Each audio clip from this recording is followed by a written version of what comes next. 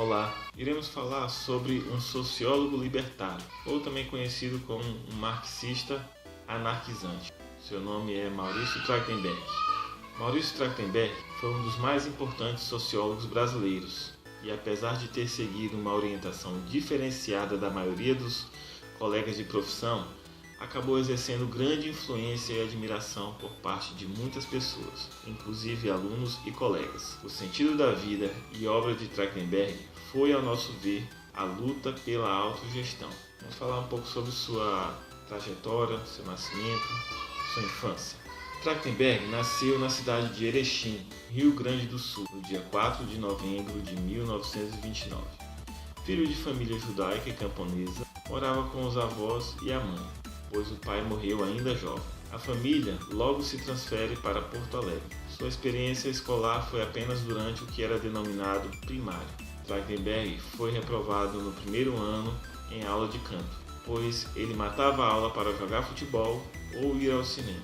Porém, fora da escola, Trachtenberg gostava de ler e escrever. Ele tinha muitos livros em casa, que foi deixado pelo seu pai. Posteriormente, a família muda para São Paulo. Lá existia o Centro de Cultura Democrático e movimentos de jovens judeus de várias orientações políticas. Nesse período, voltou à escola, onde o método de castigo era amplamente utilizado. Lá, aprendia português, hebraico e Yiddish, já que era uma escola judaica. O domínio do Yiddish, que é uma língua alemã medieval, que os judeus assimilaram para viver na Alemanha, o possibilitou a ler as obras de Rosa Luxemburgo, de Trotsky, dos mencheviques. Foi dessa forma que teve acesso a um pensamento socialista não leninista. A partir da tomada do poder na Rússia em 1917 e principalmente depois da chamada bolchevização dos partidos comunistas. Este acervo bibliográfico era oriundo da imigração de judeus poloneses e de outras regiões. Com a redemocratização e a legalização do Partido Comunista Brasileiro, passou a existir uma movimentação política, e Trachtenberg foi se aproximando do partido. Participou de uma célula do partido juntamente com um sapateiro e um pedreiro. Pouco tempo depois, passou a frequentar a Biblioteca Municipal de São Paulo, junto com a família Abramo. Esta família teve influência em sua formação, já que eram pessoas cultas e eruditas, possuindo a capacidade de repassar muita informação a ele.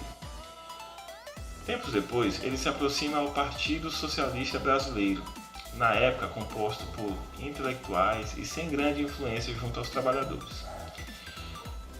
Ali, ele já lia o jornal Vanguarda Socialista, editado por Mário Pedrosa, e frequentava os cursos do Partido Socialista, ministrado por intelectuais como Antônio Cândido, Aziz Simão, e teve contato com Florestan Fernandes, quando ainda era garçom, e Paul Singer, quando ainda era eletricista, entre vários outros grandes intelectuais. Outra grande influência na formação de Trachtenberg foi o Centro de Cultura Social, de orientação anarquista. Foi neste contexto que ele foi convidado para fazer um quadro explicativo da Guerra Civil Espanhola, a pedido dos organizadores de um evento sobre este acontecimento histórico, e que uniria anarquistas, comunistas e socialistas. Trachtenberg narra que quanto mais lia, mais descobriu o papel do Partido Comunista Russo na contra-revolução da Espanha, beneficiando o ditador Franco. Porém, ele não sabia do acordo estabelecido entre os grupos políticos envolvidos para acentuar as concordâncias, e quando fez sua exposição gerou uma forte polêmica. Trachtenberg acaba rompendo com o PCB, devido, entre outras coisas, à divergência com a linha política, apoio à burguesia progressista contra o imperialismo, e outros elementos, tal como o caso no qual o partido lhe chamou a atenção por ler obras de Marx e Lenin, pois deveria ler apenas os jornais do partido. Continuou sua formação intelectual através do Centro de Cultura, Biblioteca Municipal, amizades, dentre outros. Participou de debates e organizações políticas, desde social-democratas, passando pelo trotskismo e anarquismo. Certo dia, Antônio Cândido lhe diz que existe uma lei que garante a quem fizer uma monografia, sendo ela aprovada pela congregação da universidade, pode ser aceito sem ter formação escolar. E ele assim o fez, apresentou sua monografia e foi aprovada e passou a fazer parte da esfera acadêmica. Bom, na esfera acadêmica, do ponto de vista intelectual, Trachtenberg produziu várias obras, tal como sua tese Burocracia e Ideologia, no início da década de 1970. E depois produziu inúmeras obras, desde livros, passando por prefácios e outras obras. Organização de livros e artigos para entrevistas e jornais, inclusive foi colunista do jornal Notícias Populares, por considerar mais próximo da população trabalhadora. Ele teve vários problemas em diversas universidades, desde o contratempo que teve devido ao regime militar em seu enquadramento no ato institucional, sem grandes motivos, já que ele nessa época não militava em nenhum partido ou organização. Como disse em algumas oportunidades, era campeão em ganhar concursos e perder contratos. Passou pelo ensino secundário, pela Fundação Getúlio Vargas, USP, Unicamp, dentre outras universidades. Dentre seus interesses intelectuais, algumas temáticas foram basilares de seu pensamento. A questão da burocracia, desde sua monografia de aspiração à entrada na USP, passando por sua tese doutoral e diversas obras, sempre foi constante. O estudo da burocracia tinha como grande influência o sociólogo Max Weber, mas também Max Bakunin e vários outros que estavam envolvidos em suas reflexões sobre o fenômeno burocrático. A questão da autogestão também foi uma das mais permanentes em sua produção e reflexão, ou seja, a negação da burocracia também foi foco dos seus estudos. Porém, neste caso, e além do simples objeto de estudo, tratava-se também de opção política, expressa magistralmente em suas reflexões sobre o socialismo. As lutas dos trabalhadores, a autonomia e a auto-organização do proletariado e campesinato foram uma das preocupações constantes de Trachtenberg, tal como se pode perceber em sua produção intelectual. Desde a juventude, era um leitor de Rosa Luxemburgo, mas também outros autores marginais, que atraíram seu interesse. A preocupação de Maurício Trachtenberg com o fenômeno burocrático tem sua origem na sua inserção na luta política e no PCB. Sem dúvida, a estrutura hierárquica e burocrática do partido chamou sua atenção e a estrutura do culto ao chefe, tal como faziam com Luiz Carlos Prestes, o que não lhe passava despercebido. É sugestivo que seu primeiro livro publicado comece com um capítulo cujo título é O Homem. Nesta obra, retoma Marx e o tema do trabalho alienado, abordando a natureza humana e a sua alienação na sociedade de classes. O homem se desencontrou de sua própria essência ao instaurar a relação de exploração, ao fundar com a divisão social do trabalho o domínio de uma classe sobre outra classe. Assim, tais autores lidos são autores que aparecem para mostrar a situação humana, a educação libertária e a autogestão das lutas operárias. A educação não tem apenas o papel de reprodução, não expressa apenas a burocracia e a dominação. Inclusive, Trachtenberg foi um dos primeiros a perceber o reprodutivismo da sociologia da educação de Bourdieu. Para Trachtenberg, há espaço para o questionamento e a busca de alternativas no sistema escolar. É por isso que ele irá se dedicar ao que se costuma chamar pedagogia libertária ou autogestão pedagógica. Assim, ele coloca a opção social também no plano educacional. Educação burocrática ou educação libertária. A universidade não produz apenas o intelectual orgânico da burguesia, cujo papel é organizar a hegemonia burguesa, inculcando as formas de sentir pensar e agir da classe dominante como sendo naturais, mas também o intelectual crítico, que em períodos de ascensão das lutas sociais pode legitimamente representar as classes desprivilegiadas. Assim, ele analisava os educadores libertários, tal como Francisco Ferrer, e as experiências históricas, tal como a experiência da autogestão pedagógica na Espanha.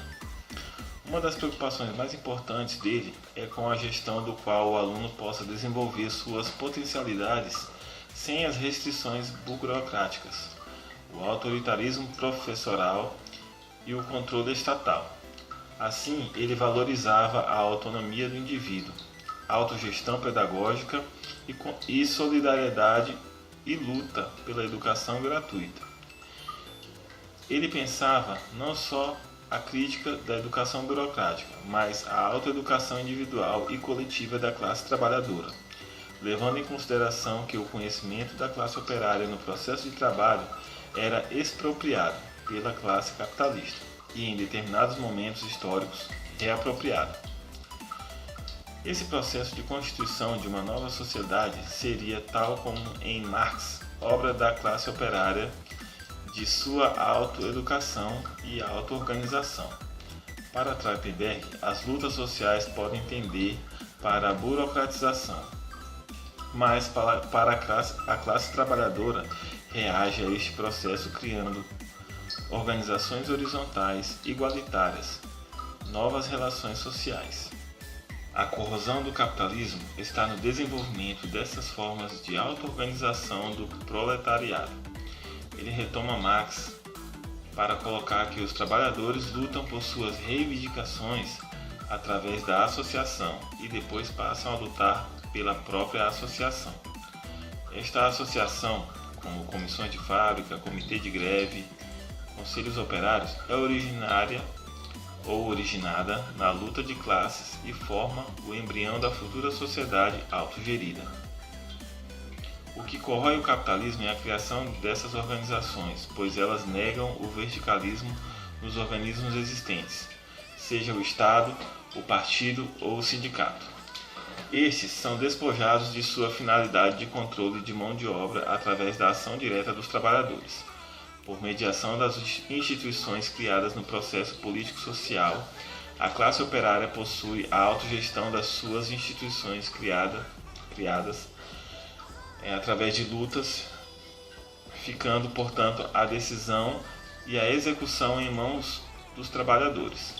Assim, o socialismo é entendido aqui como um regime onde a autogestão operária extingue o Estado como órgão separado e acima da sociedade.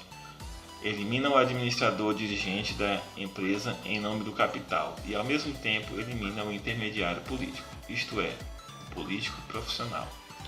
Assim, esta breve citação deixa espaço para pensar os pontos fundamentais do pensamento de Trachtenberg sobre o Estado, os intermediários, partidos, sindicatos, políticos, profissionais e sua posição diante do regime chamado socialismo real.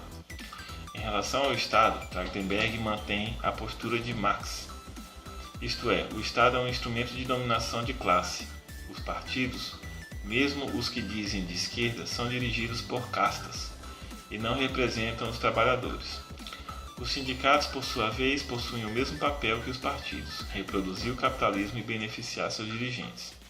O socialismo real, na verdade, é um capitalismo de Estado, explorador e reprodutor da burocracia da sociedade. Em outra obra aprofunda essa análise da União Soviética. Enfim, socialismo é autogestão social e já teve várias experiências históricas. Como conclusão deste trabalho, podemos dizer que Trachtenberg foi um dos grandes nomes da sociologia brasileira e um dos mais profundos e originais pesquisadores da burocracia e da autogestão, incluindo também o processo educacional e as experiências históricas dos trabalhadores. Mas, mais do que um sociólogo, foi um libertário, ou seja, não separou o indivíduo, ser político vivendo numa sociedade repressiva, marcada por conflitos, dominação e exploração do acadêmico ou do sociólogo, um mero e frio estudioso das relações sociais. Ele foi além, deixando de lado a ficção da neutralidade científica e se posicionou diante da sociedade, fazendo preponderar o indivíduo libertário. E daí criou seu diferencial em relação a milhares de outros sociólogos, preocupados tão somente com a academia e seu destino profissional individual. Muito obrigado.